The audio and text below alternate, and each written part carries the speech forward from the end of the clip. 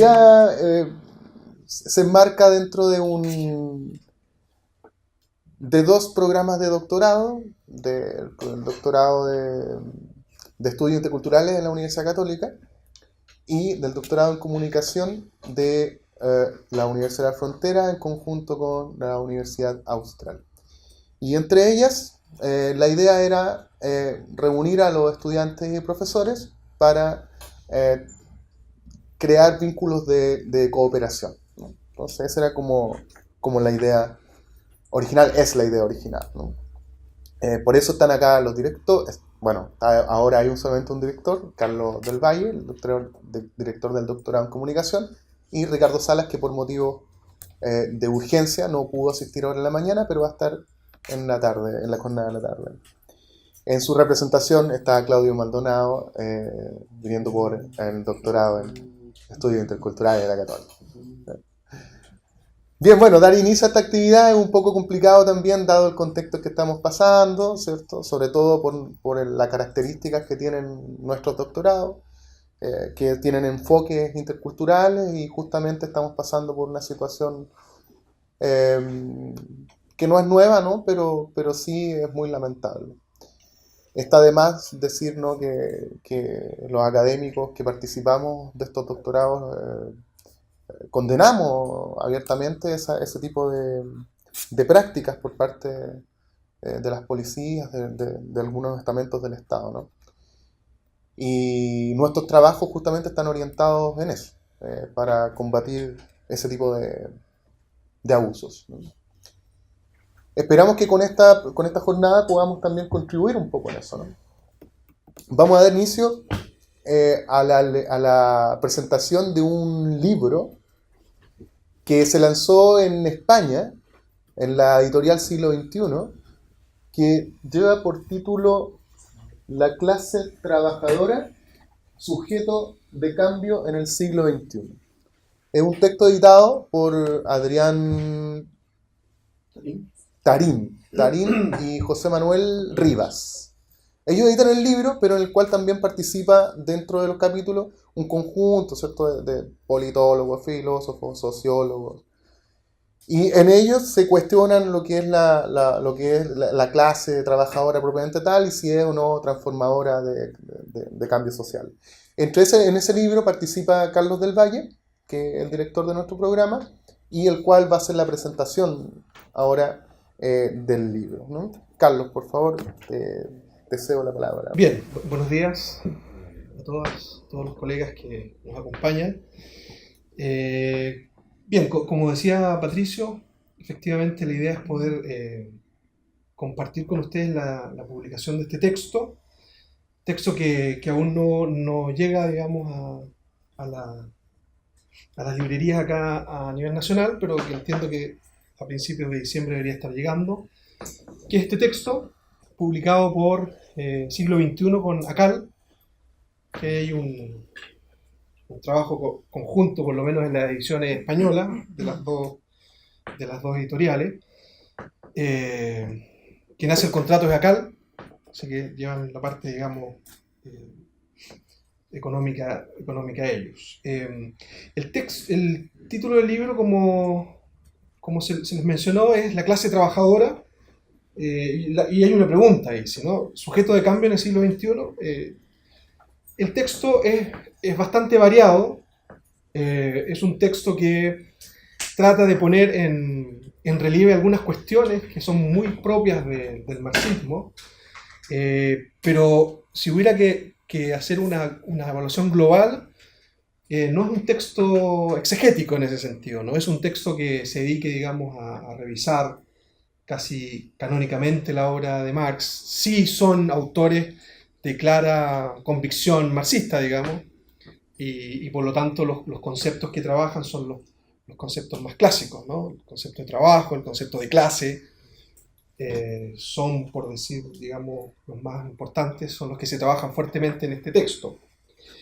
Y el énfasis está puesto precisamente sobre la idea de clase trabajadora y qué se puede decir de esta clase, digamos, en el siglo XXI, ¿no? Cuáles son las condiciones en las cuales se puede abordar teóricamente esta cuestión, cuáles son los problemas que hay, ¿cierto?, al intentar hacer ese abordaje, sobre todo en el marco de un modelo neoliberal que evidentemente ha hecho una transformación profunda de las bases, digamos, y de las condiciones de producción, digamos, en todo nivel. Por lo tanto, también hay un cuestionamiento epistémico ahí respecto de si podemos o no, y en qué términos hablar de clase hoy día, y a esa clase ponerle cierta clase trabajadora.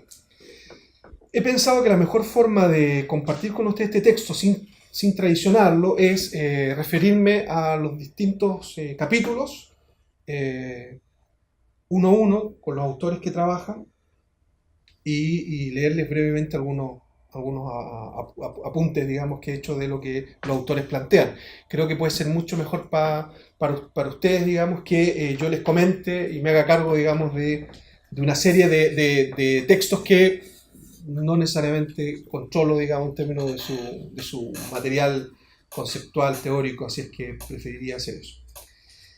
Me parece interesante, en primer lugar, algunas ideas del prólogo del libro, que está hecho por Diego Cañamero, es un teórico español también, que trabaja, digamos, vinculado probablemente a la Fundación de Investigaciones Marxistas, la FIM de España.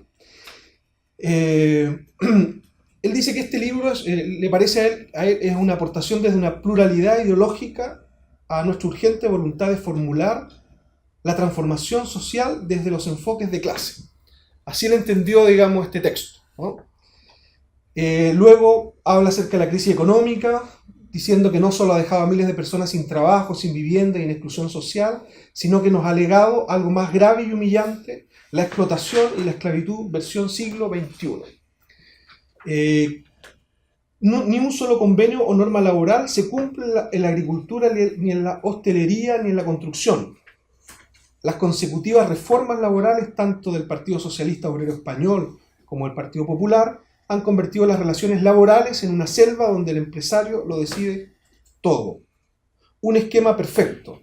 Desmonto la legislación garantista, fracciono el empleo y el salario disponible y consolido una bolsa de más de 5 millones de parados dispuestos a ser explotados. Consecuencia: los temporeros, los precarios, los inmigrantes, los desempleados conforman de pronto colectivos indefensos y sin organización.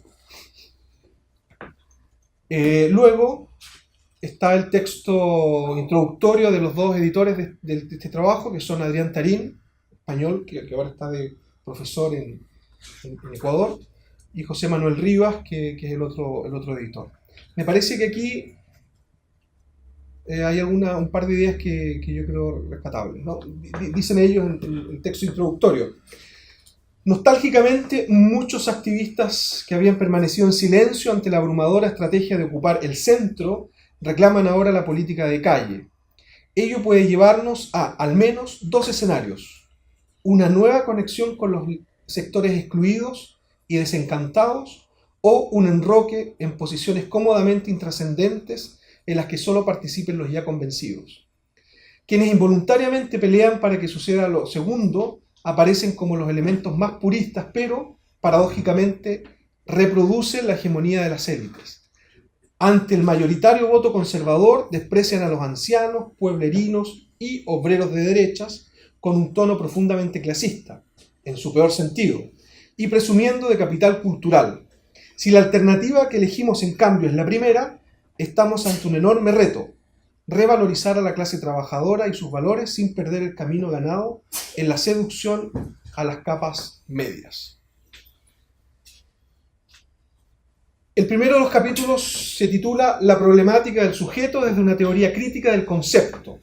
Está escrito por los autores Jorge Luis Acanda y Macy's Carmenati. Aquí yo he rescatado un párrafo que me parece muy interesante respecto de esta cuestión. Dicen los autores: no existe algo que pudiera llamarse un modo proletario de apropiación de la realidad.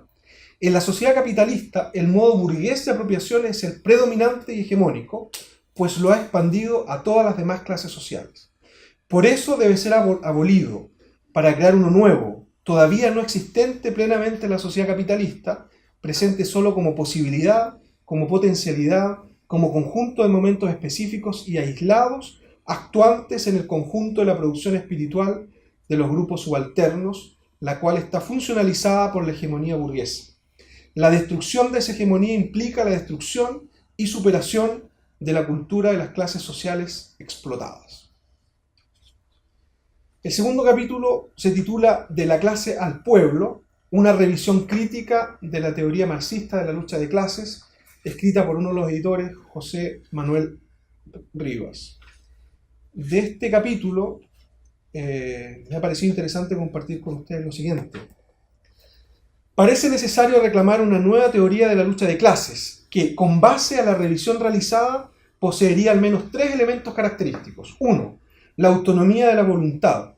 El socialismo no llegará por inercia histórica, sino que debe conquistarse políticamente mediante la articulación de las diversas luchas sociales con el fin de disputar la hegemonía a las élites dominantes. 2. El liderazgo basado en la representación de los sectores populares y no en la vanguardia. La activación de la conciencia de clase no viene dada por la posición económica del sujeto, sino por la capacidad de los líderes para construir una alternativa hegemónica de, comillas, los de abajo, frente a, comillas, los de arriba. 3. La identidad popular como significante capaz de aglutinar las diversas luchas en un escenario global en que la clase obrera se encuentra desestructurada políticamente. La opción más estratégica es apelar a identidades compartidas, como la popular democrática, que agrupen a las diversas luchas sociales, aunque la articulación de una u otras demandas dependa de la coyuntura. El tercer texto se titula Sujetos políticos y relevo civilizacional, escrito por Santiago Alba. Aquí hay una cuestión que me parece interesante. Es dudoso, dice el autor, que la clase trabajadora tuviera nunca la potencia emancipadora universal que le atribuyó Marx, en detrimento de otros sujetos subordinados, según la visión marxista tradicional, a la contradicción trabajo versus capital. Ahora los procesos decoloniales inconclusos, unidos al protagonismo de otras contradicciones cruzadas y de tensión equivalente, la que opone capital a naturaleza y acción a representación, obligan a reconocer y fortalecer otros sujetos en una constelación o confederación de agentes de cambio que afronten la ambigüedad del desenlace de la crisis capitalista. Género, indigenismo, ecofeminismo, precariado, tecnocrítica. El cuarto capítulo se titula El sujeto de cambio, escrito por Antonio Antón. Aquí hay un par de ideas también interesantes.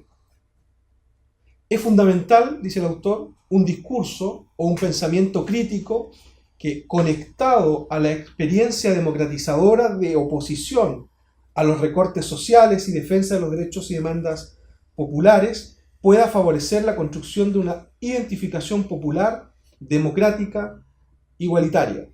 Dicho de otro modo, el perfil del nuevo sujeto popular y cívico debe basarse en la igualdad y la democracia, aunque se distancie de determinadas posiciones ideológicas completas y cerradas de las izquierdas u otras corrientes, hoy contradictorias y superadas, o bien se acerca a otras tradiciones, alguna de la propia izquierda democrática, social o política. Se trata de profundizar el republicanismo cívico y el carácter social igualitario de la democracia.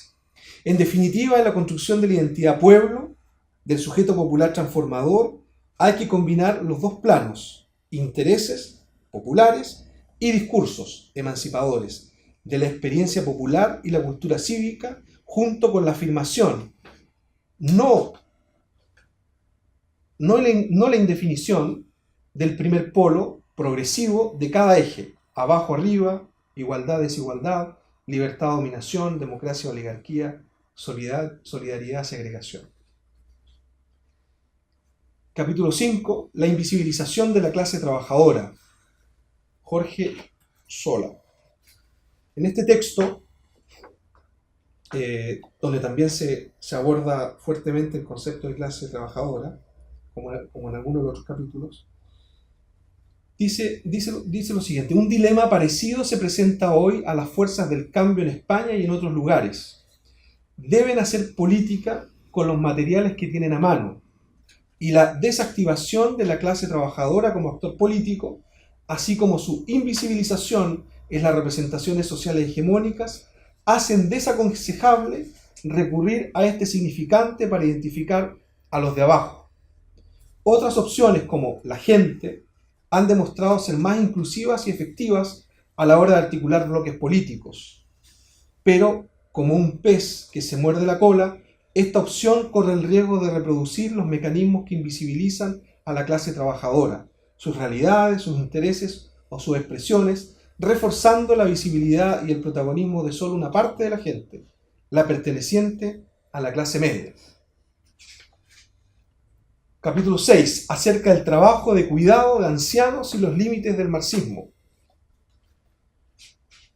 Aquí quizás una idea que resulta interesante particularmente. Al mismo tiempo, en algunas ciudades italianas los ancianos están creando formas de vida comunales basadas en contratos de solidaridad para evitar ser enviados a residencias, poniendo en común sus recursos cuando no pueden contar con sus familias o contratar una trabajadora de cuidados. En Estados Unidos, generaciones más jóvenes de activistas políticos están creando comunidades de cuidados, con el objetivo de socializar, colectivizar la experiencia de enfermedad, dolor y duelo, así como el trabajo de cuidado que este proceso implica, comenzando a reclamar y redefinir qué significa estar enfermo, envejecer y morir. Es necesario expandir estos esfuerzos. Son esenciales para reorganizar nuestra vida cotidiana y crear unas relaciones sociales no explotadoras, porque las semillas del nuevo mundo no se plantan online, sino en la cooperación que podemos desarrollar para transformar la vida de personas que están en sillas de ruedas y en camas de hospitales, que en la actualidad constituye una forma de tortura tan oculta como extendida en nuestra sociedad. Capítulo 7, del indio como sujeto revolucionario, el caso del movimiento indígena ecuatoriano de Tomás Quevedo. Aquí un par de cosas, permítanme. Dice el autor que el levantamiento indígena de 1990 puso en jaque al Estado ecuatoriano. Además, visibilizó un sujeto político que ya había desarrollado totalmente su capacidad de agenciamiento en el espacio público estatal y que reclamaba de forma directa la posibilidad de reconocimiento de la plurinacionalidad, interculturalidad y el reparto de la tierra. Este proceso de constitución del sujeto revolucionario indígena como conductor del campo popular se dio en el marco de la profunda crisis de los partidos de izquierda y del movimiento obrero durante la década de los 90. A esto se sumó la multiplicación posmoderna de las identidades políticas y el refuerzo, como telón de fondo, de las políticas neoliberales. Así, los movimientos sociales como sujetos colectivos rompieron el esencialismo obrerista y permitieron diversas identificaciones sobre la base de una batería de demandas que podría articular la acción colectiva. Si ustedes se fijan, buena parte de los textos, si bien abordan conceptos muy clásicos del marxismo, que son los que hemos estado refiriendo, hay una clara revisión, digamos, también conceptual, sobre todo situada, digamos, en términos de lo que está pasando hoy día. Me parece que en ese sentido también hay un aporte, y como les comentaba, esto no se trata de solo una exégesis del trabajo de Marx. El capítulo siguiente se llama Los trabajadores culturales en el capitalismo del siglo XXI, obreros de la cultura o privilegiados sociales. Aquí me detengo en lo siguiente. Parece claro que los trabajadores culturales, aún en su heterogeneidad y pese a lo difícil de generalizar en un ámbito tan plural, comparten con el conjunto de la clase trabajadora unas condiciones laborales cada vez más precarizadas. Esto ha provocado dos cosas. En primer lugar, que el trabajo artístico y cultural, que ya de por sí era percibido por muchos hijos de la clase obrera como un coto vedado por las dificultades para insertarse y poder vivir de él, se haya vuelto todavía más inaccesible a estos sectores sociales. Y en segundo lugar, que los hijos de la pequeña burguesía dedicados a actividades artísticas y culturales hayan visto descender su estatus al dedicarse a una profesión desigualmente retribuida, con crecientes dificultades para el ejercicio de la misma y con la consiguiente pérdida de poder adquisitivo respecto a sus progenitores. Vamos con los últimos textos, capítulos, que tenemos uno de Miguel Vázquez Liñán, profesor de la Universidad de Sevilla, que se llama Agenda para una memoria de liberación. Me parece que aquí hay una idea que puede ser útil. Finalizamos, dice su texto, con una propuesta que es al mismo tiempo una llamada a las organizaciones memorialistas, pero extensiva a todo el movimiento asociativo de corte radical. El cambio de modelo político, así como memorialista, pasa porque las organizaciones que lo defienden asuman como propia la reivindicación de la democratización de los sistemas de comunicación. Ningún objetivo se conseguirá, o no tendrá sentido alcanzarlo, si no es entendido por la ciudadanía como socialmente relevante. Y no será entendido como socialmente relevante mientras no sea conocido ampliamente, lo que difícilmente ocurrirá si no circula a través de un sistema de medios de cierto impacto, al menos en el ámbito de quienes se verán afectados por el cambio propuesto. En buena lógica, este proceso requiere del acceso de dichas propuestas a medios de comunicación de ámbito local y global, lo que, dadas las circunstancias, pasa por un cambio de entrada en la legislación que regula la propiedad de los medios y las garantías de acceso de la ciudadanía a los mismos. Por ello han de luchar quienes proponen transformaciones radicales. Otros mundos son posibles, pero para alcanzarlos, otra comunicación es imprescindible. Los últimos dos capítulos. Tenemos aquí un trabajo que aborda otra de las cuestiones relacionadas con la clase trabajadora. Dice clase trabajadora y ecología del trabajo, Jesús Castillo. Aquí hay algunas ideas para compartir. El 1% de los más ricos del planeta y unos pocos a su servicio se enriquecen cada día más explotando al ser humano y a nuestro entorno, y al mismo tiempo son quienes menos afectados se ven por esa degradación ambiental. Esgrimen en sus manos el poder y el monopolio de la violencia a través del Estado y además no tienen otra salida que una huida ciega hacia adelante en la locura de conseguir más beneficios que sus competidores. Hay una crítica, ¿cierto?, a los modos de producción, básicamente. El último capítulo se titula La sociedad sin clases, entre paréntesis, tampoco la trabajadora, y es un texto escrito por otro de los editores, por Adrián Tarín, y yo quiero cerrar con algunas ideas del autor. Esta presentación, que tiene como propósito, naturalmente, referirse lo más ampliamente posible al texto, sin traicionar, ¿cierto?, lo que se dice en él. Dice Tarín: he pretendido ofrecer una visión breve sobre una cuestión fundamental que se desarrolla en pleno agotamiento del trabajo y que sin duda merecería un análisis más sosegado, amplio y coral de lo que permite este formato. ¿Qué hacer con el trabajo? Parece evidente que una vez en más latitudes resulta inviable reconstruir las estructuras que hasta el momento sostenían la sociedad del empleo, con los niveles de protección, calidad y estabilidad que en cierto sentido garantizaba el estado de bienestar europeo. No obstante, la mayoría de las soluciones que se proponen desde los partidos comunistas o sindicatos de clase se fundamentan más en la nostalgia conservadora de la comodidad anterior que en el análisis concreto de las causas de la crisis y su irreversibilidad. Así, las propuestas que persiguen el pleno empleo con contratos fijos parecen más ingenuas que las que promueven alternativas al trabajo como motor de las relaciones socioeconómicas.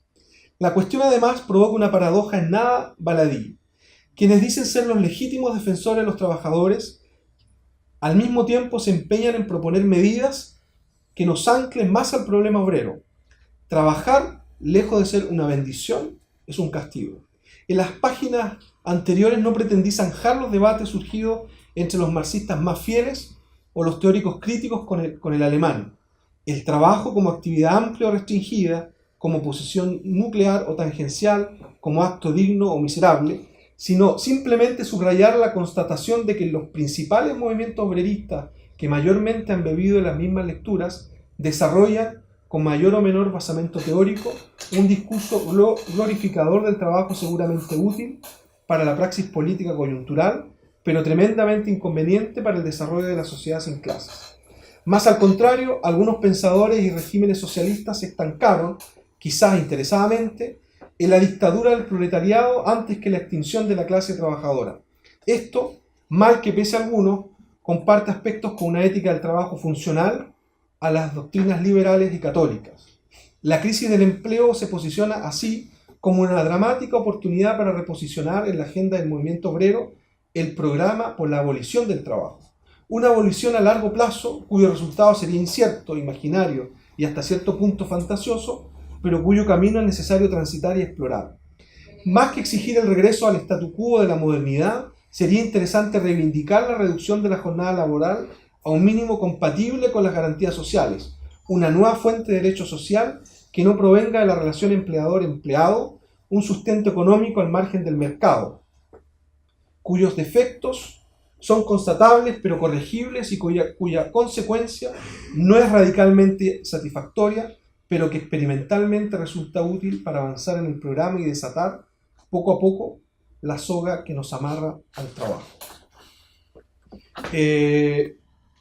Terminar con la referencia al capítulo que me correspondió, que básicamente abordaba la cuestión de la prensa obrera en Chile, una crítica, digamos, a la forma en que se había o se viene concibiendo en el caso chileno esta idea de prensa, normalmente asociada a la precariedad, digamos, del trabajo periodístico informacional, para plantear, digamos, la necesidad principalmente de repolitizar el trabajo periodístico en un sentido amplio, digamos, ¿no? de asumir críticamente lo que está sucediendo, ¿no?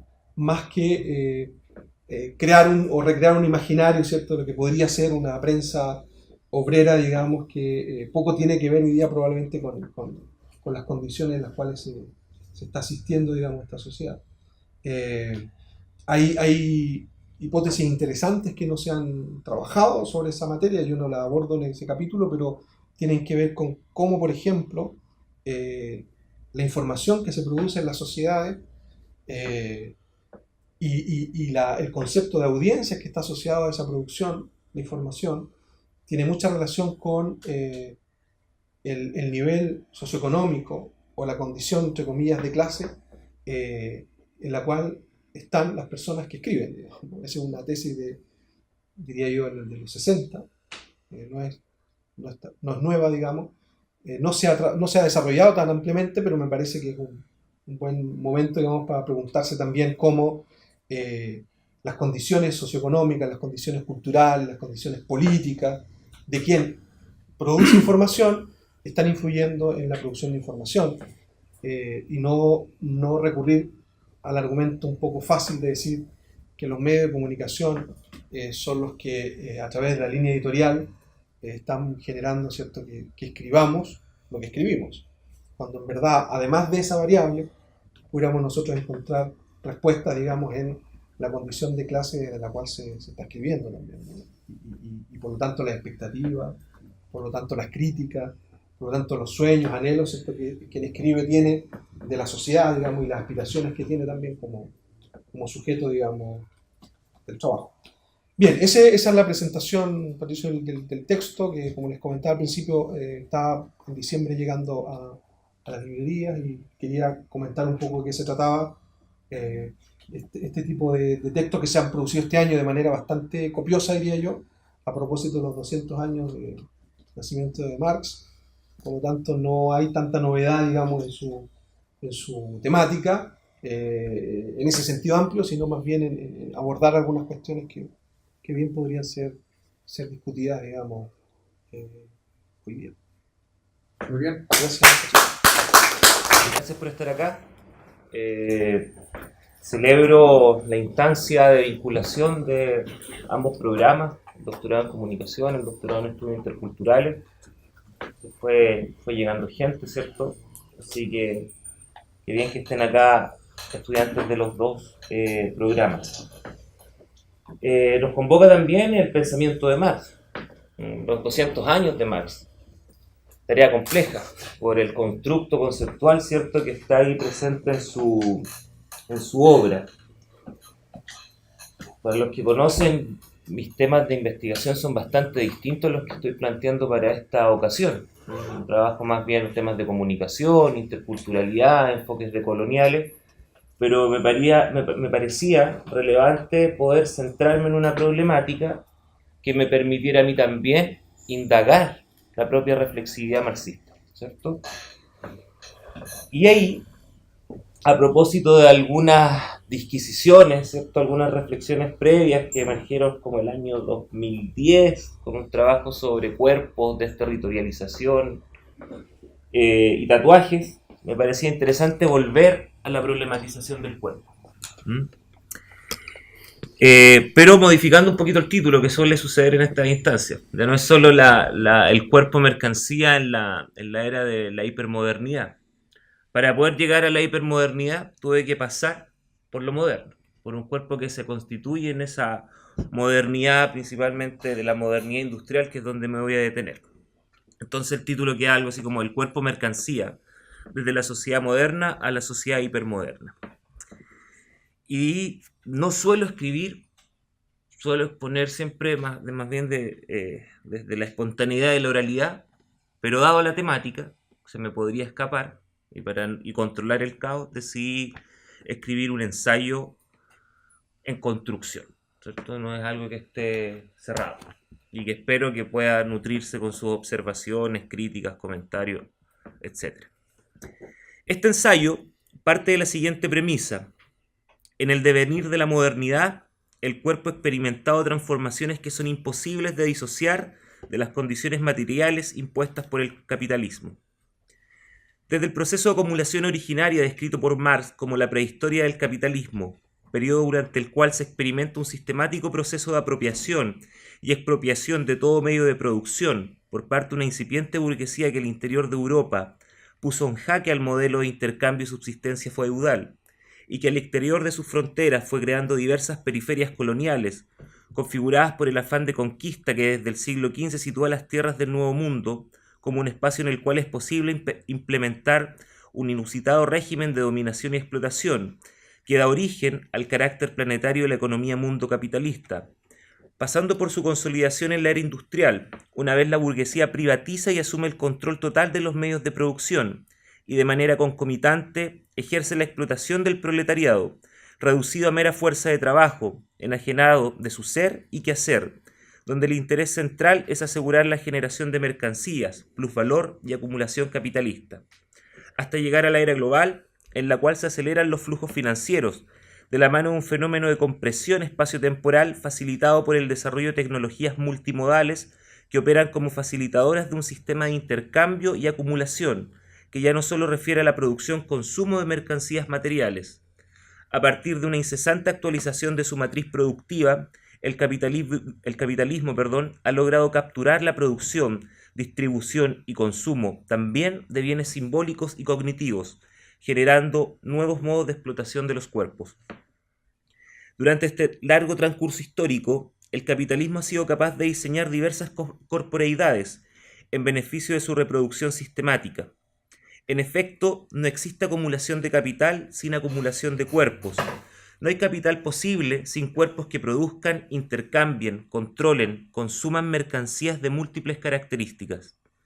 Ahora bien, los cuerpos producidos por el capital pueden entenderse al menos desde dos dimensiones, las que en ningún caso son antitéticas, muy por el contrario, operan siempre desde una complementariedad. Para dar inicio a una explicación que me permita sustentar esta idea, considero ilustrativo.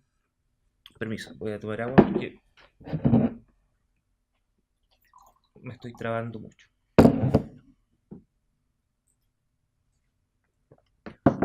Para dar inicio a una argumentación que me permita sustentar esta idea, considero ilustrativo describir someramente una de las más famosas escenas del cine del siglo XX. En el largometraje 1936, Tiempos Modernos, dirigido y protagonizado por el afamado Charles Chaplin, vemos, al muy poco andar de la cinta, a un obrero industrial que, en el cumplimiento de su labor, entra en un estado de enajenación, representando de manera brillante la separación que el capitalismo ejerce entre trabajador, y el objeto de su trabajo. Marx, en los manuscritos de 1844, explica la enajenación como aquel proceso en que, abre comillas, el objeto que el trabajo produce, su producto, se presenta como algo opuesto a él, como una fuerza independiente del productor. Cierra comillas. En su quehacer enajenado, el obrero se ve superado por el poder maquínico que controla su fuerza de trabajo.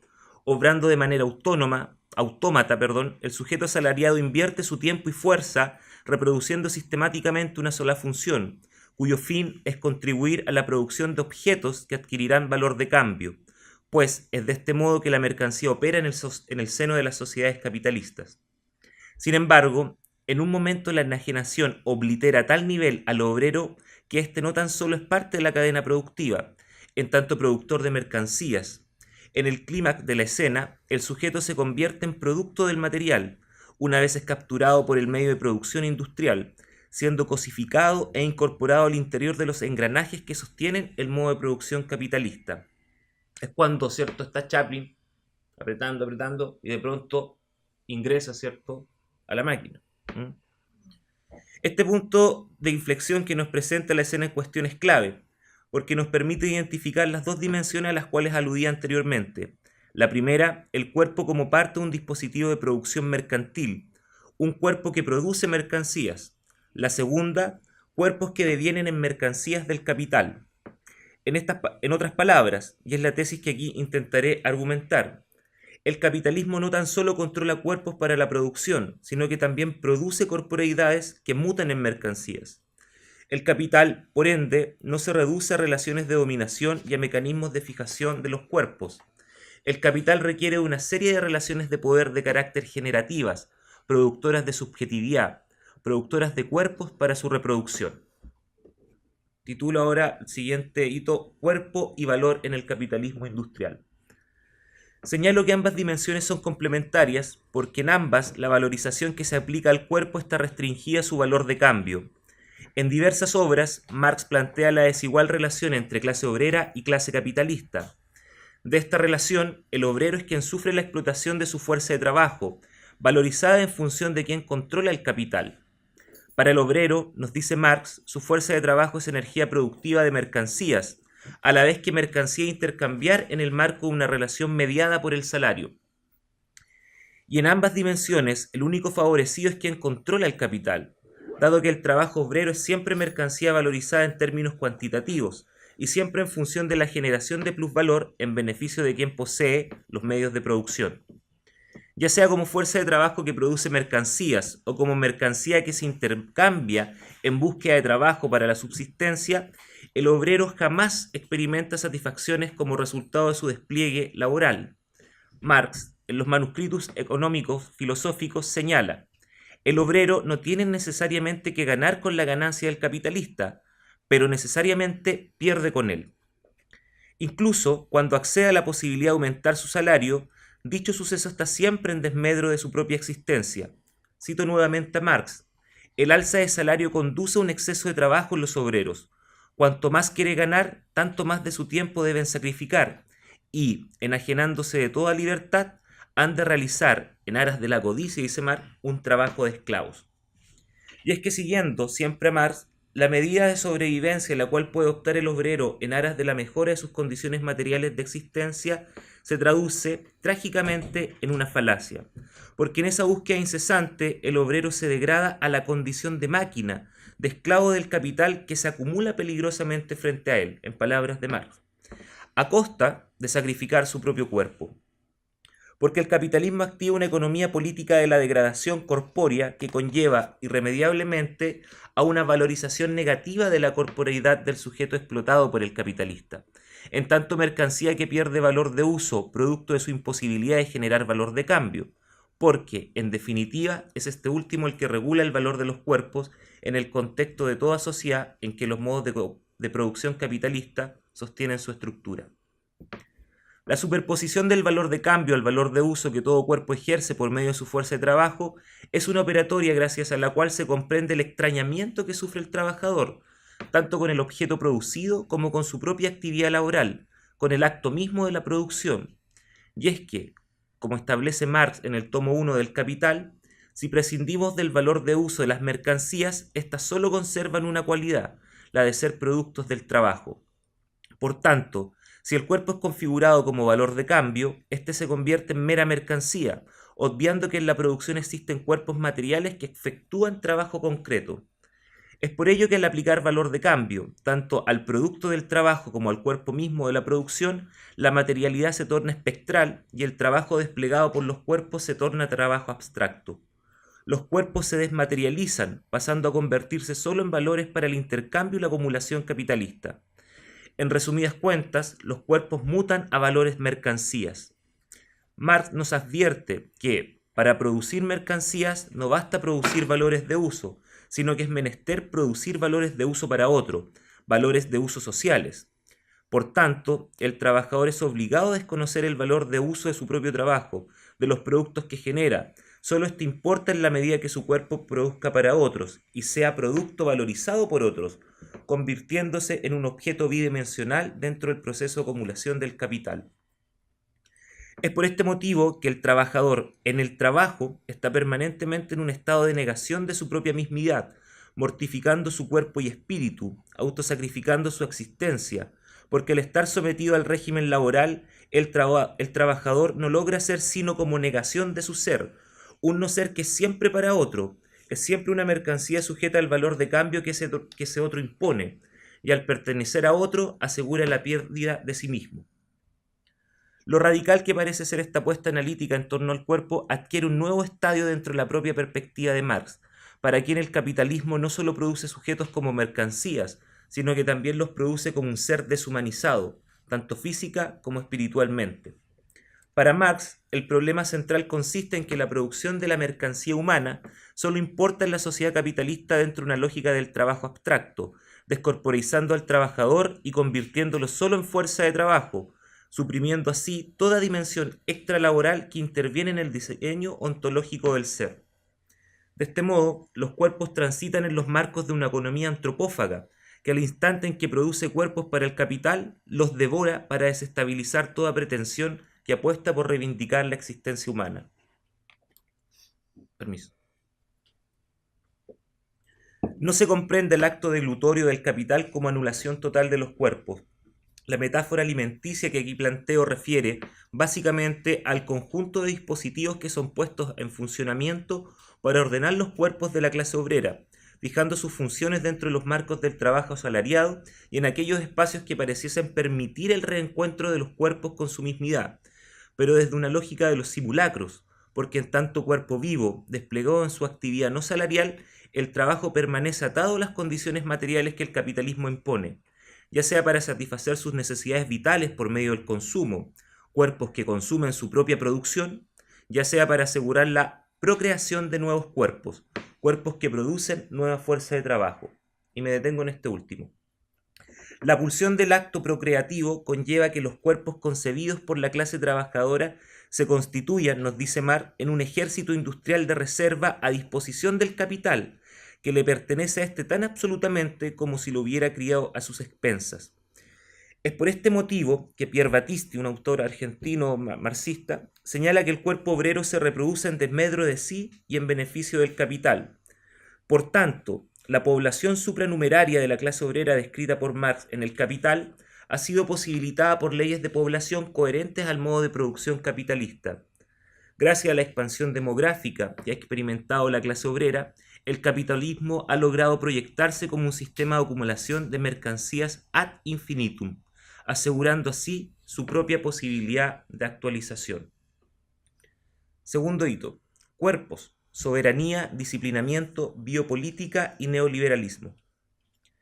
En este punto me parece relevante formular un maridaje intelectual que tributa a desentrañar el problema del cuerpo mercancía en las sociedades modernas capitalistas, ejercicio que considero necesario para luego avanzar en el tema que convoca también este ensayo, el cuerpo mercancía en la era hipermoderna. Partamos de lo siguiente.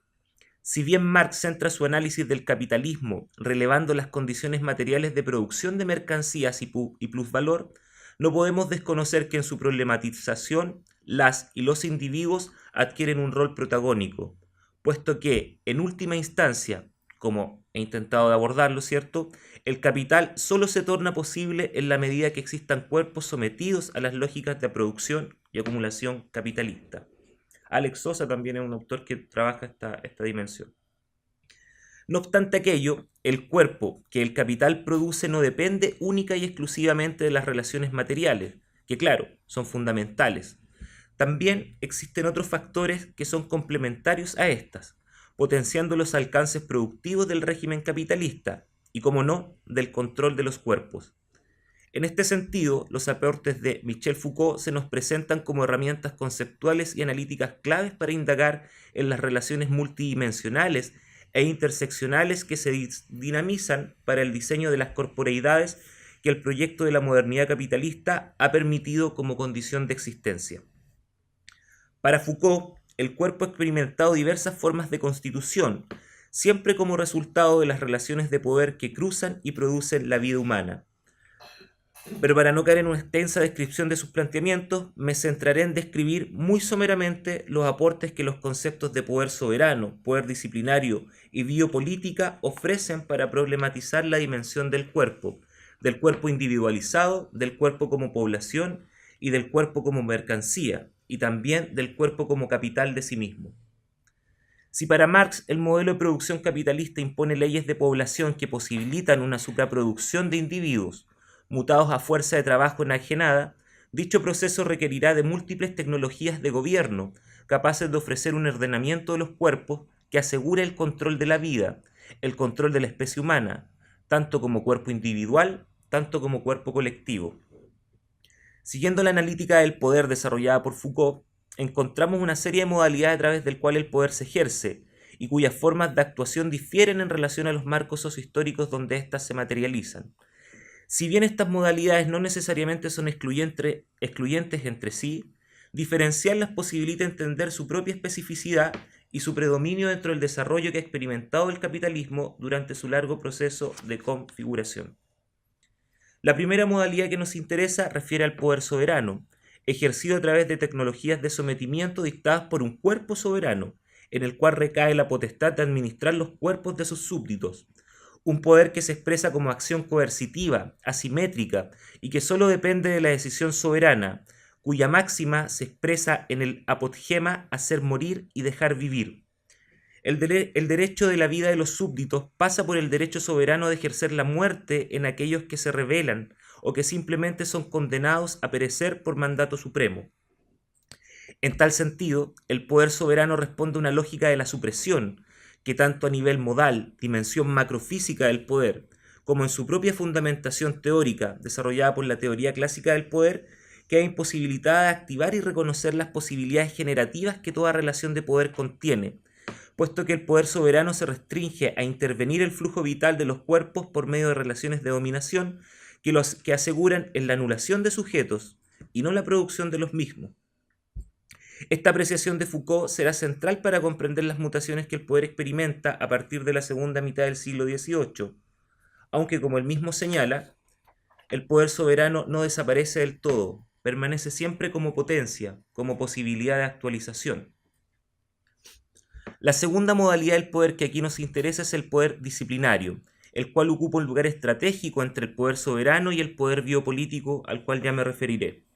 Foucault establece que en el seno de las sociedades modernas de carácter industrial emerge un poder de corte disciplinario, cuyo objetivo es controlar los cuerpos y normalizar subjetividades.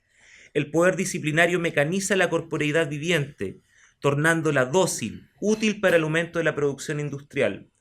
Cuerpos normalizados por medio de pautas de conducta y reflexividad implementadas por instituciones diversas, escuelas, fábricas, universidades, prisiones, etc., las que en su conjunto van individualizando los cuerpos para asegurar su doctrinamiento y optimización productiva, sin posibilidad de cuestionamiento, pues la norma se interioriza a tal punto que los cuerpos se autorregulan, para evitar así cualquier tipo de exclusión.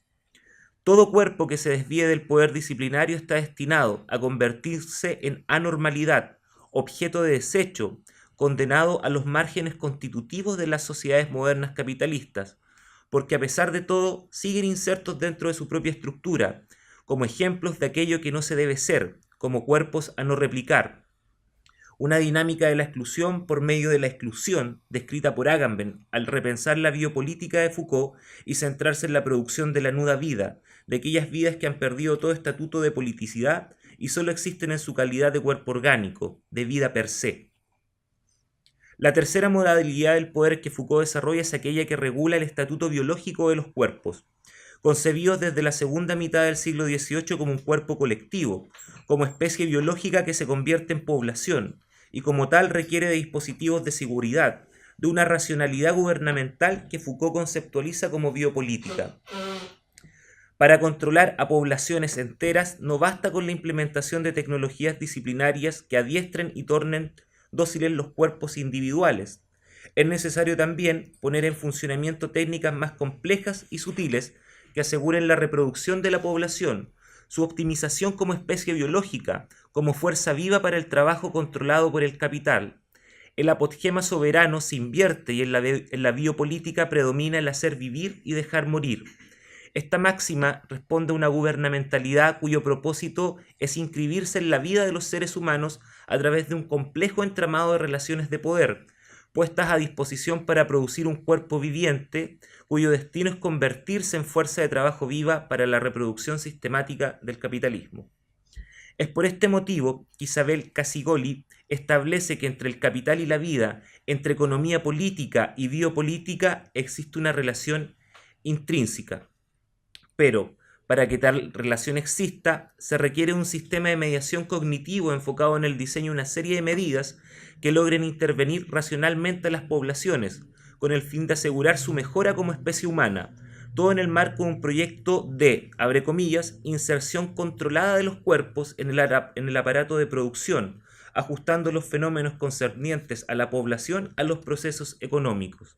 En síntesis, un formateo de cuerpos y almas cuya meta es la productividad. Paula Sibila. Con Foucault, entonces, se torna posible advertir que producto de la implementación de mecanismos de disciplinamiento de corte anatomopolítico y de dispositivos de seguridad de las poblaciones de carácter biopolíticos, se construyen no tan solo condiciones materiales que aseguren la expansión del capitalismo por la totalidad del orbe. Son múltiples los niveles que se entrecruzan para que el proyecto de la modernidad capitalista se haya desplegado como horizonte unívoco, como máquina de captura de la totalidad. Gracias al perfeccionamiento de las tecnologías de poder que operan sobre los cuerpos, se ha configurado una red multidimensional, cuyas capas se superponen unas a otras, logrando intersectar relaciones de poder de tipo material, administrativas, epistémicas, arquitectónicas, discursivas, territoriales, en fin. En su conjunto, objetivan los modos en que los cuerpos son constituidos en el seno de las sociedades capitalistas. Y como se ha intentado de argumentar a lo largo de este ensayo, desde el cuerpo subordinado por el soberano, pasando por el cuerpo disciplinado de la era industrial, al cuerpo especie administrado por la regulación biopolítica de los Estados-nación, se observa con claridad que cada uno de estos cuerpos responde de manera estratégica a las gramáticas que definen las diversas fases del capitalismo. ¿Cómo voy de tiempo?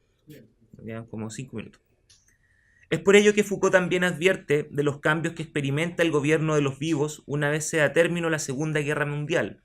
Con la consolidación de los estados nacionales durante el siglo XIX, la biopolítica fue siempre una cuestión de Estado, una estatización de lo biológico, y sabemos que el Estado ha sido y será una máquina de guerra, lo que pone en jaque el carácter generativo que Foucault atribuye al poder. El liberalismo estatista es para Foucault la piedra de tope, la imposibilidad de asegurar la total libertad de los individuos y las poblaciones, porque éste siempre impone instrumentos coercitivos que impiden toda libertad posible. Es por ello que Foucault establece que es en la fase neoliberal donde se concreta un proceso de liberalización total, que solo puede entenderse a partir del proceso de crisis que experimentan los Estados-nación una vez el mercado económico se emplaza como garante de la vida, la producción y las libertades.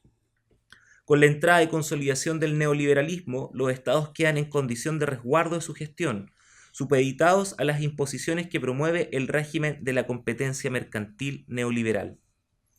Durante este devenir, el cuerpo experimenta una nueva mutación, se define en función de sus libertades económicas, emergiendo un ser de la economía que es constituido por un modelo neoliberal de gubernamentalidad. En este nuevo contexto, advierte Foucault en Nacimiento de la biopolítica, el cuerpo deja de ser solo productor de mercancías para el intercambio.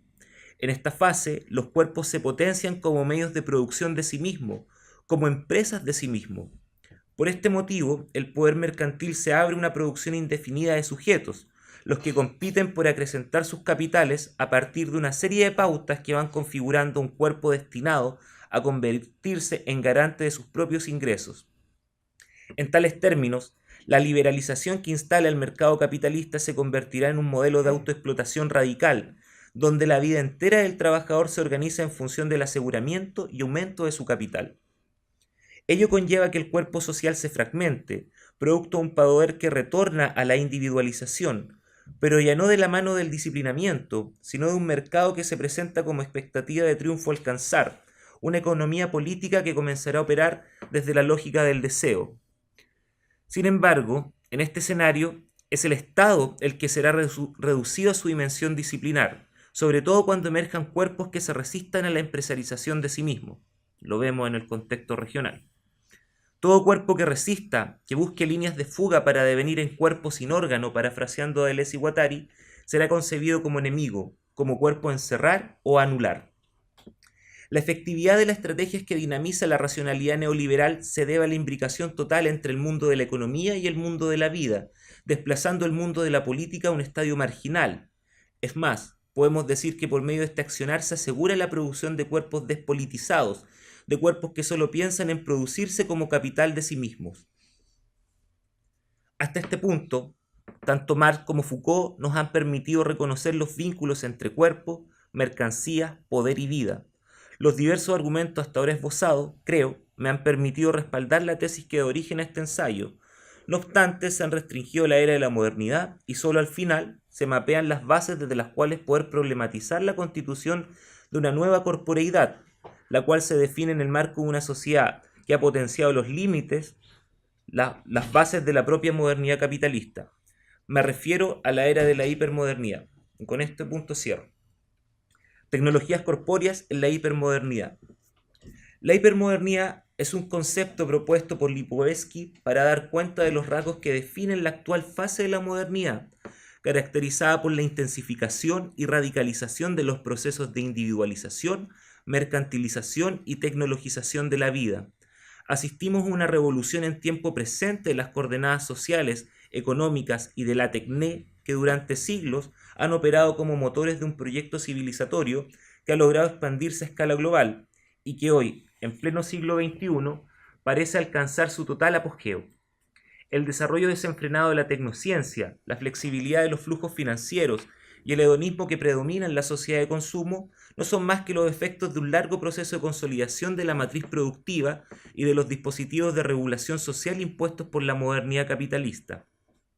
No obstante aquello, es necesario reconocer que las transformaciones en curso están redefiniendo estructuralmente la realidad en su conjunto. De lo real a lo virtual, de lo analógico a lo digital, de la producción al consumo, del trabajo material al inmaterial, del texto al hipertexto, del signo como representación al signo como reificación, del capitalismo industrial al turbocapitalismo.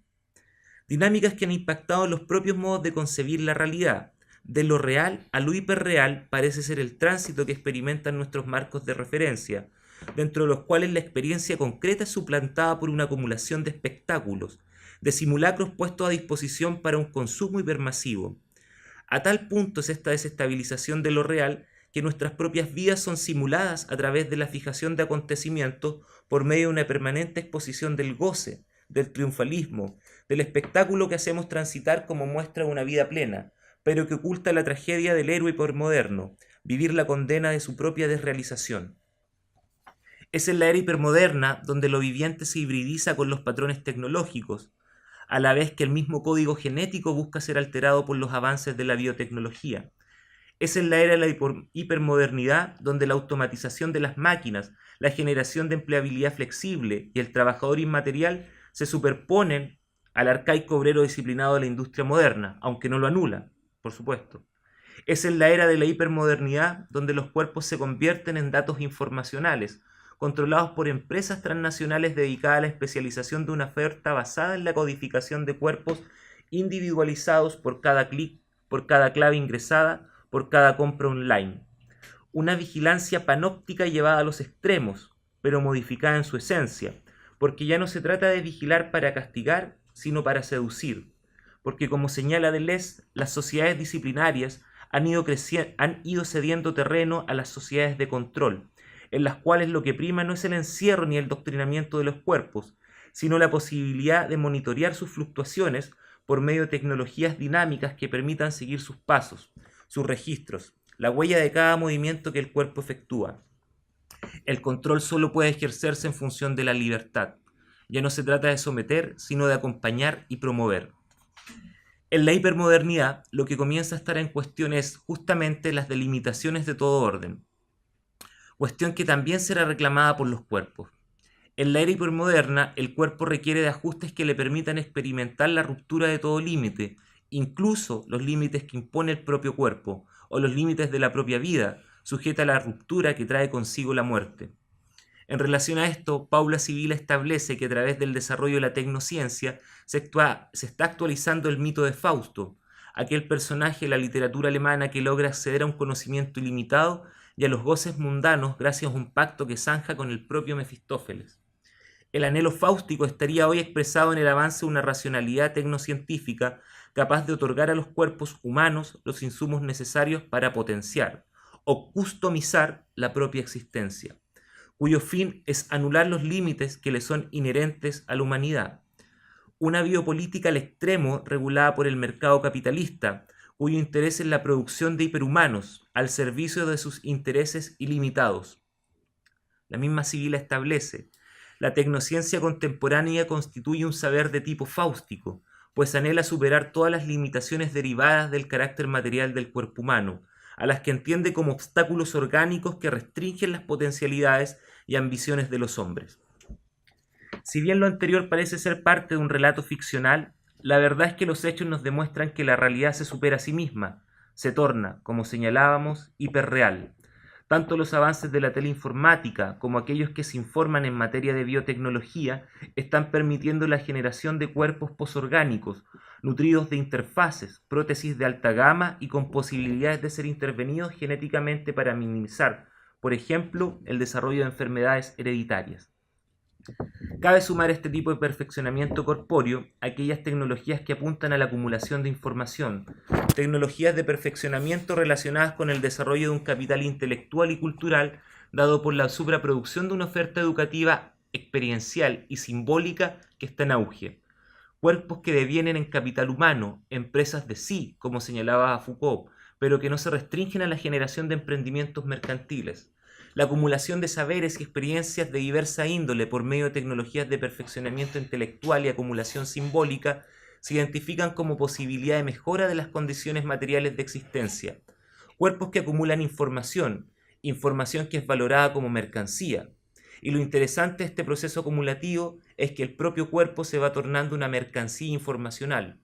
Son cuerpos valorizados en función de la información que disponen, grados, especializaciones, producción intelectual, idiomas, propiedades intelectuales, etc. Y dicha acumulación es puesta en valor nuevamente como valor de cambio, como mercancía de intercambio generada por una lógica de consumo informacional. Cierro. Estas, más otras formas de producción de corporeidades en la era hipermoderna, que aquí no podré desarrollar, nos hacen retornar a Marx, porque en definitiva lo que está en juego con la producción de cuerpos es la mercantilización de la vida. Dentro de los diversos estadios del capitalismo, los cuerpos solo importan en la medida que tributen a las condiciones de acumulación capitalista. De ello se desprende que la enajenación de todo trabajador se mantenga inalterable, porque tal como nos advierte Marx, el capital requiere de una separación total entre el sujeto del trabajo, sus productos y las acciones por medio de las cuales estos productos se materializan. La persistencia de los cuerpos mercancías debe entenderse, por tanto, como parte de un sistema de producción de corporeidades basadas en el valor del cambio, en el cuerpo como objeto de producción, intercambio y acumulación. Muchas gracias.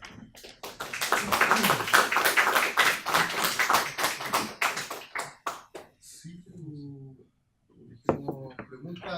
pregunta abierta. Llegó Marcelo. ¿Podemos? Sí. No.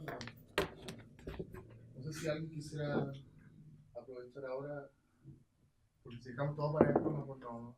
hacemos por presentación, Sí. hacemos preguntas. Déjame salir de la enajenación. Exactamente.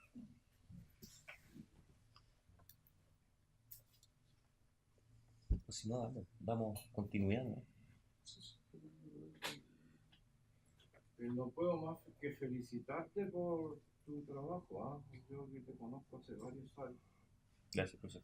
El lenguaje, los textos, los autores, todo eso que tú haces es muy admirable. No sé si soy disruptivo, si es lo que voy a decir.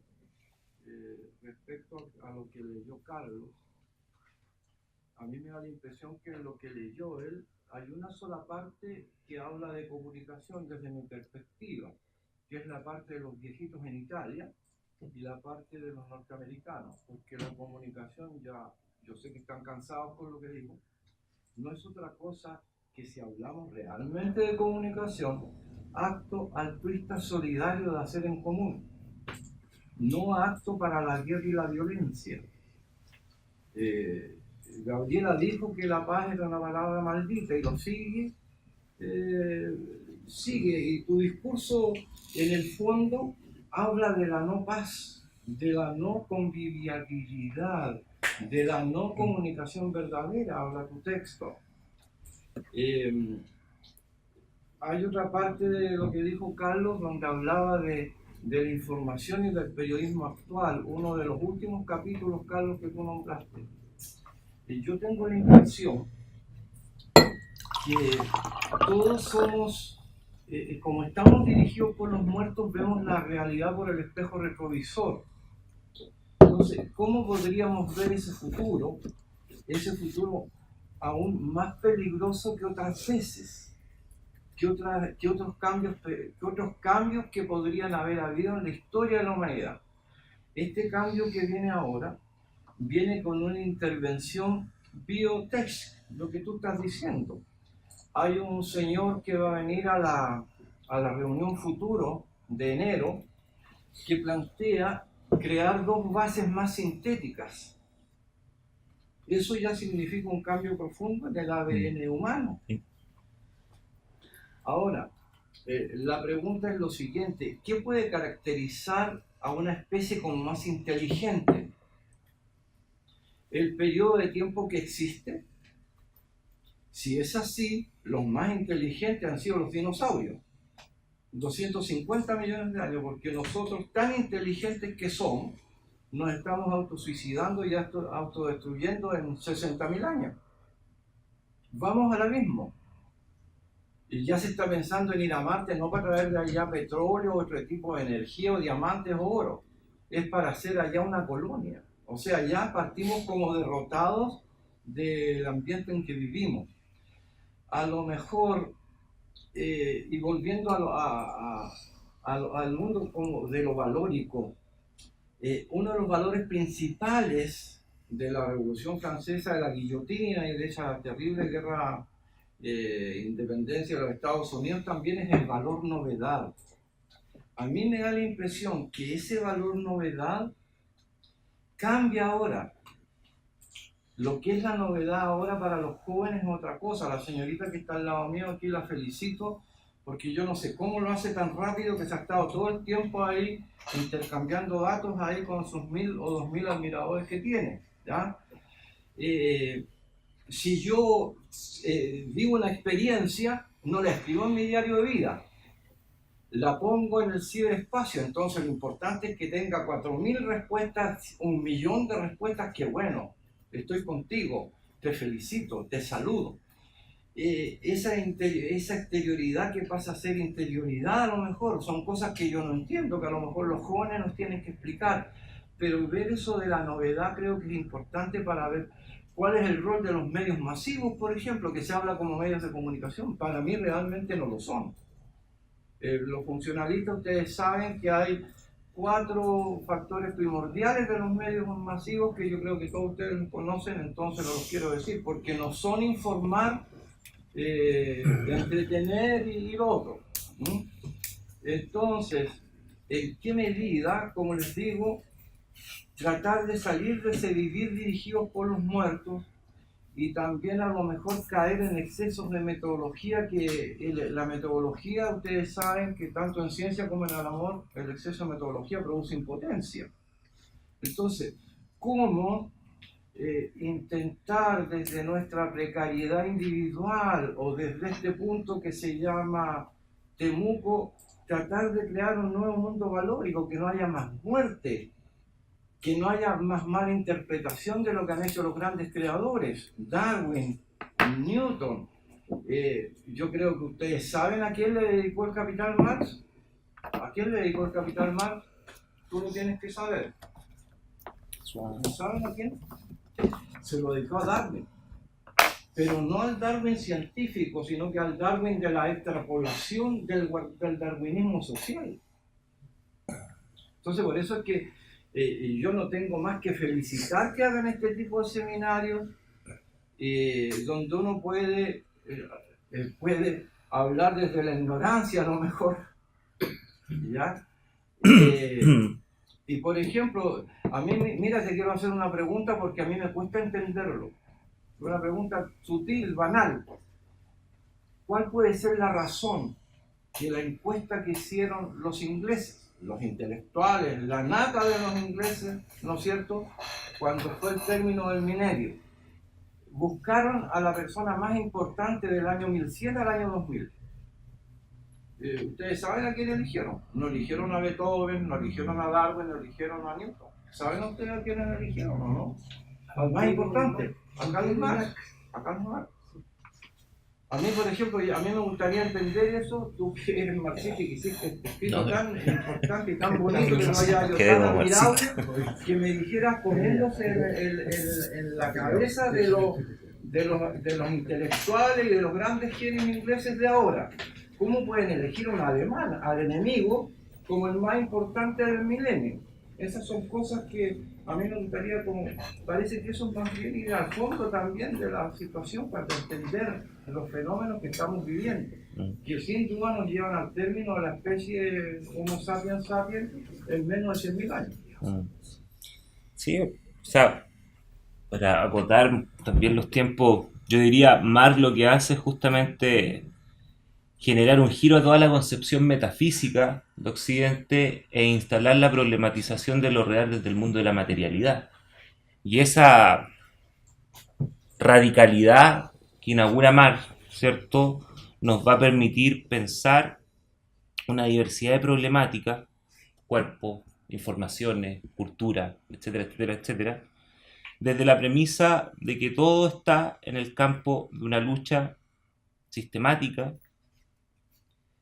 de una lucha en la cual no solamente hay cuerpos controlados, disciplinados, sino que también cuerpos que devienen en función de la transformación, ¿cierto?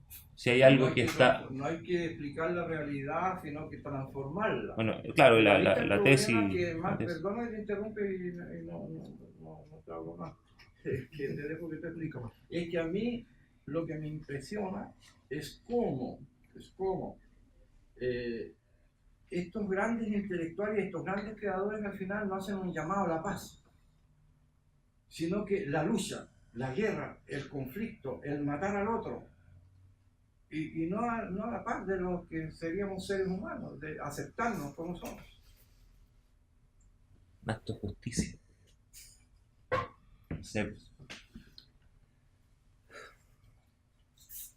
Bien. No podemos conversar ahí más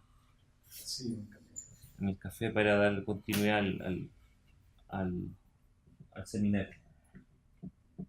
Bien, gracias, Claudio.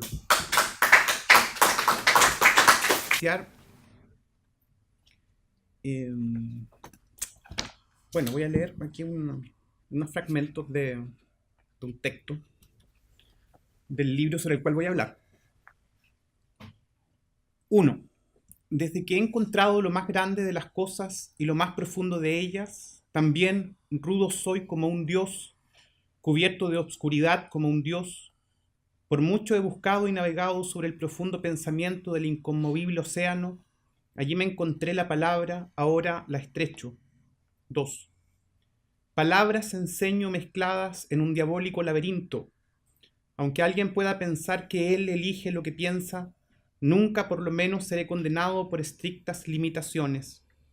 Huyendo de la inundación, cayendo hacia el abismo, entonces sus amadas palabras y pensamientos que el poeta percibe, él comprende que piensa libremente, inventa lo que siente, aunque cada uno puede por sí mismo mamar de la sabiduría el renovante néctar. Ahora que lo sabes todo, desde que he sido nada de ti. Ese poema es un poema de Marx y se llama Hegel. Hará un año atrás, o tal vez menos, di con este libro en una librería y para mí fue una sorpresa porque, como me he dado cuenta con quienes he comentado esto, gente también perteneciente, colegas o pertenecientes al mundo de la academia, ignoran que Hegel, o sea, que Marx tiene una obra poética, digamos. Entonces voy a hablar desde ahí primero, desde esa rareza, digamos, ¿no? Como desde ese dato freak. Pero he ido encontrando algunos elementos ahí y entonces me he percatado de algunas cosas, ¿no?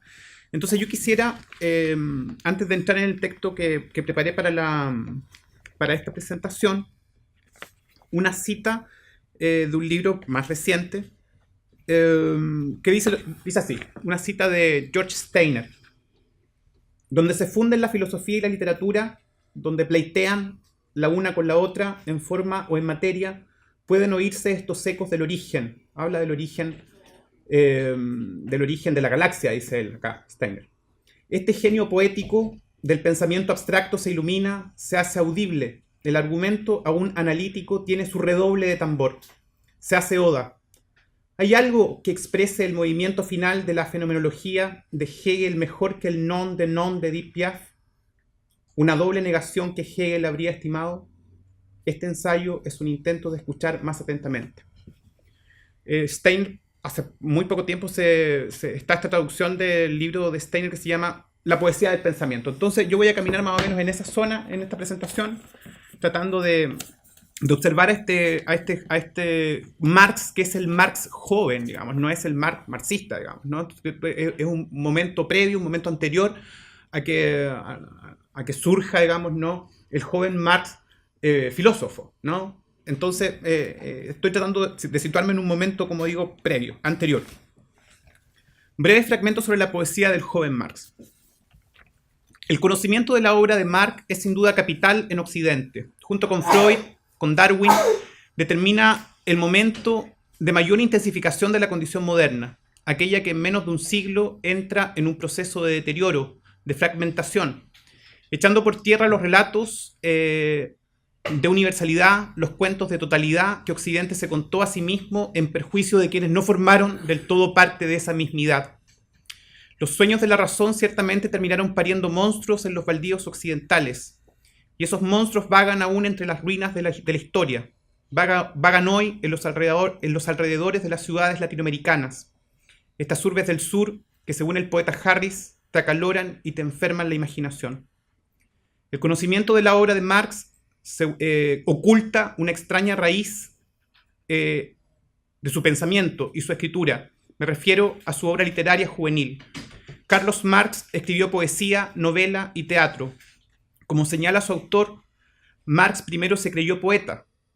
Como señala un autor, Marx primero se creyó poeta, pero sus poemas eran conmovedoramente malos. Yo quisiera hoy aproximarme a esa escritura temprana y realizar unos sencillos comentarios con el objeto de conectar ese momento larvario con su obra canónica. 1. La edición que poseo no es del todo rigurosa. Publicada por la editorial española El Viejo Topo, al parecer en 1999, reúne la obra poética y la organiza en 2 bloques. Cantos para Jenny, libro de versos dedicado, y la segunda parte, libro de versos dedicados a su padre. Prologa la obra Francisco Fernández Buey y la traducción pertenece a Francisco Jaimes y Marco Fons. Antes de esta edición solo se conocía un esfuerzo editorial también en los 90, que solo considera los poemas para Jenny von Westphalen, que a diferencia del texto del 99 es bilingüe. Lo cierto es que esta dimensión de la escritura de Marx es muy desconocida. Fons lleva a Barcelona un conjunto de poemas traducidos, los cantos, en una edición hecha en Chiapas, y se presenta en un encuentro de poetas indígenas. El valor de estos textos y su publicación es ciertamente documental. No hay en su contenido sino atisbos de un hombre comprometido con la transformación de las condiciones de la realidad. Ciertamente es difícil incluirlos en el corpus de su filosofía, pero conviene que observemos el modo en el que esta aventura literaria forma parte de la conformación espiritual del autor. 2. La labor creativo-literaria de Marx ocurre entre 1836 y 1840, años en los que termina su formación académica, consolida su relación con Jenny. Marx tiene un conocimiento literario sólido, conoce la literatura griega, conoce la obra de Shakespeare y, como la mayoría de los jóvenes intelectuales alemanes, admira a Goethe y a Schiller. Es decir, se siente próximo al romanticismo y es en ese clima en el que se resuelven sus poemas. El joven Marx se desenvuelve en un ambiente literario, traduce y se relaciona con escritores. Entonces esta deriva literaria es seria. Busca publicar sus poemas en un mundo definido por imperativos intelectuales, pero también por exigencias familiares y amorosas. Escribe una novela satírica, Escorpión y Félix, y teatro, Oulanem. La angustia de las influencias está definida por los ya mencionados maestros alemanes, pero también por Heine. Los signos de estas influencias son bastante evidentes en su escritura, pero el rasgo tal vez más visible sea la hegemonía reflexiva. Marx es un poeta intelectual. El contenido desborda la forma. Es un poeta que busca generarse un estilo a partir de este signo reflexivo dominante, el de su biblioteca. Hacia 1841, Marx ya está experimentando un giro en sus preocupaciones, exigido principalmente por la contingencia académica y la necesidad de generarse una estabilidad económica, consolidar su vida matrimonial. Desemboca entonces en el periodismo y en el activismo político. Número 3. En sus reflexiones sobre literatura, Michel Foucault señala que para los intelectuales del siglo XVII, la expresión literatura designa la familiaridad que alguien podía tener con las obras de lenguaje, el uso y la frecuentación por la cual recuperaban el nivel del lenguaje cotidiano, lo que era en sí y para sí una obra. Un asunto de memoria, de familiaridad, de saber, un asunto de recepción, es decir, el mundo se transparenta en la obra literaria. La obra conecta al lector en un bloque de sentido político-moral, religioso, espiritual, erótico, emotivo. Pero ya hacia finales del siglo XVIII, esta relación de proximidad se deteriora y la obra literaria ya no deja ver sino su propia espesura. Foucault describe un triángulo en el que la obra y el lenguaje son arrastrados por eso que llamamos literatura y que ya no puede ser un asunto de saber y de memoria. Lo que está diciendo es que la cercanía de la obra y el lenguaje es más bien activa y práctica, transformando a la literatura en asunto de la literatura. En este triángulo, la literatura es el vértice activo que transforma el ejercicio literario en una práctica autorreflexiva. La práctica poética que cumple este escenario es el arte romántico. 4. Para Hegel, el verdadero arte es independiente y libre en su fin y sus medios. Por el contrario, un arte falso deviene en pasatiempo y se refiere a la verdad práctico-moral. Para el filósofo, se refiere a la verdad práctico-moral para el filósofo. No se aprende a ser artista siguiendo un esquema de reglas. Por el contrario, el arte se debe a la experiencia y la reflexión.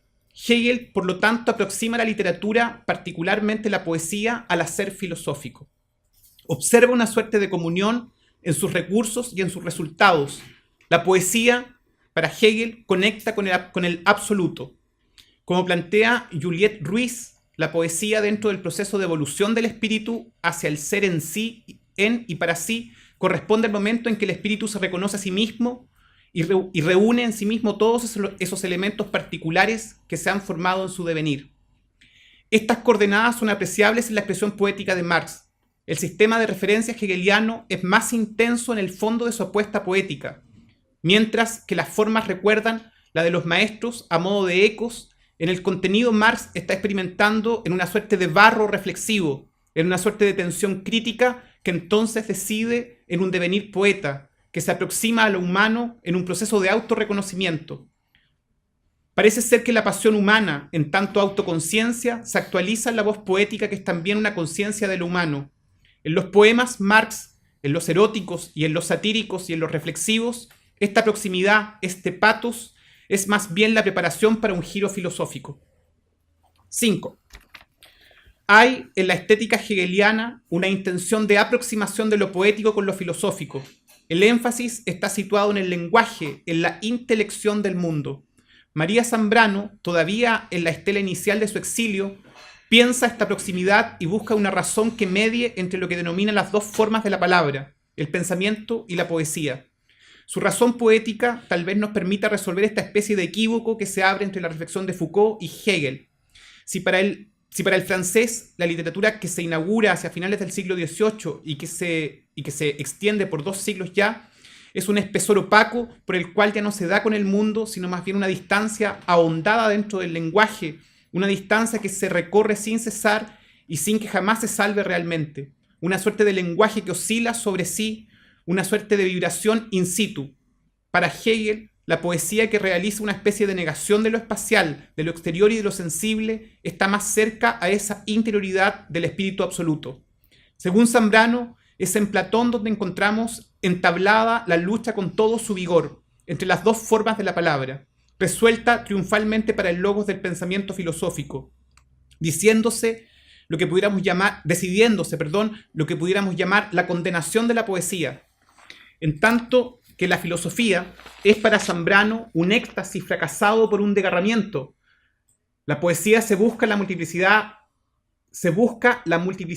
ese éxtasis desgarrado, la menospreciada heterogeneidad. El poeta es en el asombro y en lo disperso, dice Zambrano. Toda palabra requiere un alejamiento de la realidad a la que se refiere. Toda palabra es también liberación de quien la dice. El filósofo, en cambio, quiere lo uno, porque lo quiere todo. El poeta quiere cada una de las cosas sin restricciones, sin abstracción ni renuncia alguna. Número 6, y ya para terminar. La poesía, entonces, sobre todo la que se inicia con el romanticismo, es ante todo recuperación de lo perdido, nostalgia y recuperación de lo perdido, crítica del exceso racionalizante de la vocación positiva del progreso. El poeta es un buzo que debe sumergirse, es un inmerso.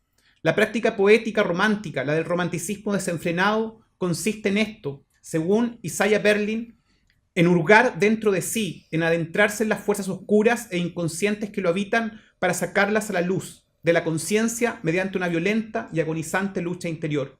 Ciertamente la poesía del joven Marx está en sintonía con esto, una sintonía crítica más propia del postromanticismo que se irá intensificando hasta el abandono de la orilla literaria para llegar a la dinámica filosófica. En este sentido se advierte en sus poemas esa violencia de la que nos habla Zambrano, su poesía amorosa, violenta, en su proyección climática, oceánica y telúrica. Y esto responde ciertamente a ese sustrato permanentemente reflexivo e intelectual. Su poesía satírica se entrega sin pudores al ataque y al oprobio, y por lo mismo es más bien un espíritu que se inquieta y erra en busca de un sistema. Necesariamente es antirromántico. Goethe, como Hegel, dirá Berlín, suponía que la armonía divina podía únicamente alcanzarse por choques abruptos, por discordias violentas que, desde una perspectiva más abarcadora, habrían de percibirse como elementos contribuyentes a una armonía mayor. Todo esto, no es romántico. La temporada de Marx en el infierno poético está muy próximo al giro definitivo hacia la filosofía, pero esta temporada permanece en su fantasía, en su imaginario y en su filosofía juvenil, como en la del Max tardío. Está atravesada por citas y referencias literarias, por comentarios y proyecciones desde la orilla literaria a la orilla filosófica. En este sentido, esta formación literaria que devino fracaso constituye uno de los acervos más significativos de su pensamiento filosófico. Y quiero terminar solamente con el poema, ¿no?, que le escribe a su mujer, ¿no?, a Jenny. Él está separado de Jenny, está terminando su tesis doctoral, su tesis universitaria, ¿no? Y no está con Jenny, entonces tiene que recuperarla, está lejos, ¿no? Y le escribe estos poemas, ¿no?, que son poemas de amor, digamos, ¿no? Es el Marx enamorado, digamos, ¿no? En ese sentido, ¿no? Un chiquillo que está en los 20 años. Y les quiero leer los poemas para ver si hace eco con lo que acabo de leerles, ¿no? El poema se llama Concluyendo sonetos a Jenny. Número 1. Tómalos. Toma estos cantos en donde todo es melodía. Toma este amor que a tus pies humildes se postra. El alma, libre, se aproxima en rayos brillantes. Oh, si el eco del canto es tan potente para moverse largado con dulces destellos, para hacer latir el pulso apasionado que tu orgulloso corazón erguirá sublime, entonces de lejos seré testigo, como la victoria te conduce a través de la luz, entonces más valiente pelearé por todo y mi música rugirá en lo alto, transformada mi canción sonará más libre y en un dulce gemido llorará mi lira. Número 2. Para mí no existe fama terrenal que viaje a través de la tierra y las naciones para tomarnos como esclavos. Con su lejano intento de reverberación es indigna de tus ojos que resplandecen llenos. Tu corazón se calienta y se exalta y dos profundas lágrimas brotan y caen. Escurren de tus ojos por la emoción del canto. A lo lejos mi alma exhala alegre. En lo profundo de la lira melodiosos suspiros y podría un gran maestro morir. Podría yo alcanzar la exaltada meta. Podría ganar el mejor premio para aplacar en ti el gozo y el dolor. 3. Ahora estas páginas pueden volar acercándose a ti, temblando una vez más. Mi espíritu ha descendido por tantos temores y desgarrado dolor. Me engaño a mí mismo, me extravío a lo largo de los más audaces senderos. En vano no puedo ganar eso que está tan alto, y pronto no recordaré más esperanza. Cuando regrese de distantes lugares, lleno de deseo hacia el amado hogar, un esposo te estrechará en sus brazos. Sobre mí descenderá el fuego del relámpago, de la miseria y del olvido. Y finalmente, audazmente me arriesgo al desprecio, lo profundo del alma anhela confesar, los labios del cantor deben arder para soplar en las flamas de su aflicción. ¿Puedo entonces voltear y perderme a mí mismo, tonto, desconsolado? El puro nombre del cantante desprecias, ¿no lo amas habiendo visto su rostro?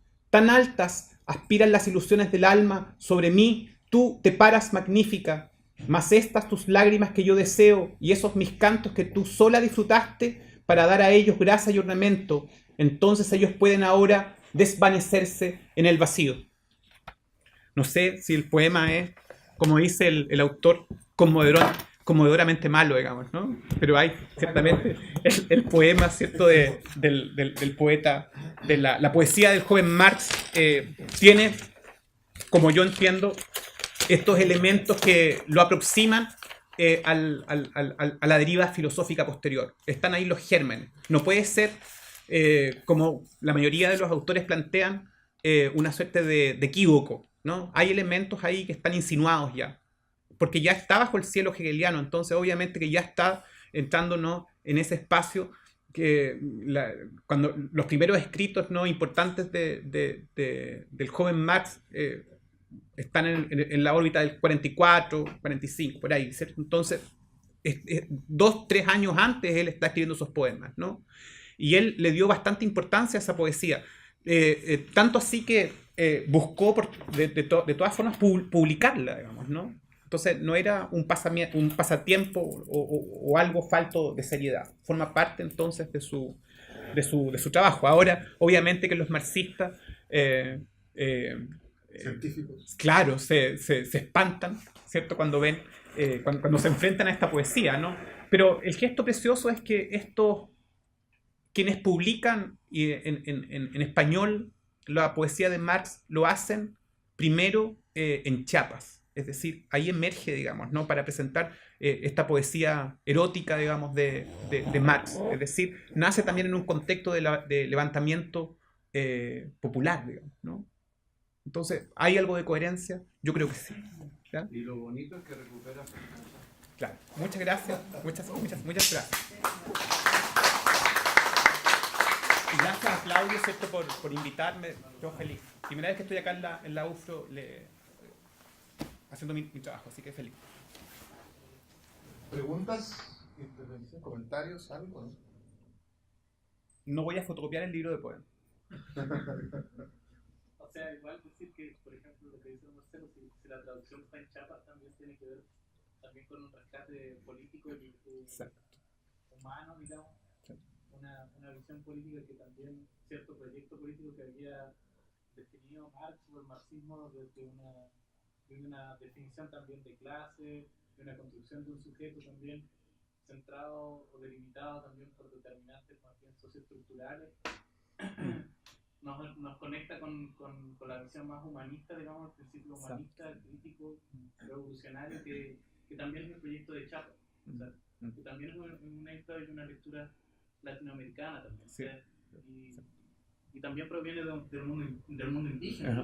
O sea, yo creo que hay una conexión ahí en esa traducción también que debe ser muy interesante también de revisar. O sea, cómo traducir esa pasión, esa intensidad, esa incluso vehemencia, digamos, ¿no? Claro. En la búsqueda de un sueño, de la belleza y del amor. Claro. Oye, Recabarren se suicidó por amor. Y el Che dice que todo revolucionario está movido por profundos sentimientos de Sí, amor. claro que sí. Al riesgo de parecerle ridículo. A riesgo de parecer ridículo. Sí. Sí, me faltó eso, tiene Sí. toda la razón. Imagínate que, Claudio mencionó a Chaplin, y hay otra película de Chaplin, ya el Chaplin viejo ya, ¿no? Cuando dialoga con un niñito, se enfrenta con un niñito que está leyendo, entonces le dice, ¿qué está leyendo? Estoy leyendo El Capital de Marx. ¿Se acuerdan de ese Sí, fragmento? sí. Bellísimo, ¿no? Tan Entonces hay un conmovedor. diálogo ahí, el niñito, ¿cierto? Se pone también, entra en vehemencia, pero uno de los elementos finales de su discurso tiene que ver con el amor también, finalmente. O sea, habría que repensar entonces, ¿no? esa idea del amor. En la obra, en Juan Luis Martínez, la obra de Juan Luis Martínez, la nueva novela, aparece esta imagen de Marx y Rimbaud, digamos, ¿no? El porromántico más importante aparece vinculado en una imagen en la nueva novela, ¿ya? Entonces es interesante eso, ¿no? Y ya Rimbaud había planteado que había que reinventar el amor, digamos, ¿no? Entonces, en ese sentido también yo creo que aparecen y emergen elementos interesantes acá. ¿Sí? Yo te comentaba anoche de unos libros que traje de Ludovico Silva. Ya. O sea, Ludovico escribe, filósofo venezolano, marxista, y escribe dos obras, dos tomos en realidad, Belleza y Revolución se llama. Entonces lo que ahí empieza justamente a entrecruzar es como el ethos, ¿cierto? El ethos. Va acompañado de una estética, y que él define como una estética de lo bello, ¿te das cuenta? Como la producción de la bondad, la producción del amor.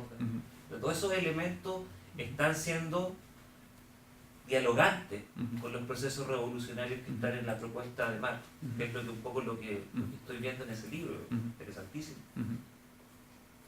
Sí, es cierto. Toda la reflexión de estética de Hegel calza con el espíritu poético creativo de Marx, de ese Marx por lo menos. Ahora, como decías al final, toda su obra está atravesada por citas, por referencias literarias, o sea, nunca abandona él ese espíritu, esa pasión lectora, ¿no? Claro. Es un conocedor, tal vez uno de los más profundos conocedores de la literatura occidental, entonces eso nunca desaparece, siempre está ahí en diálogo, hay referencias, hay citas, digamos. Entonces, Interesante. sí. El humanismo de Marx debe ser un humanismo bien anclado a esas dimensiones de lo romántico. Sí, Hay sí. muchos elementos ahí. Sí. Ahora, bueno, y tiene él preferencias de la época, ¿no? No admira a Goethe, pero también lo cuestiona, lo critica, ¿cierto? Admira a Schiller, también lo cuestiona, lo critica. Y tal vez quien le produce mayor simpatía sería Heine, en ese momento ya de tránsito hacia lo filosófico. Y Heine también es un autor que va a cuestionar la literatura romántica, digamos, ¿no? Sobre todo la del romanticismo alemán. Entonces, ahí se aprecia la inquietud intelectual de este loquillo, digamos, ¿no? Pero también su ética. Sí. La libertad del humano, que es como la base, el concepto basal de lo romántico. Me gustaba mucho Robert. Sí, claro, hay otro romántico más, ¿no? Sí. Ya, muchas gracias. Bien, muchas gracias.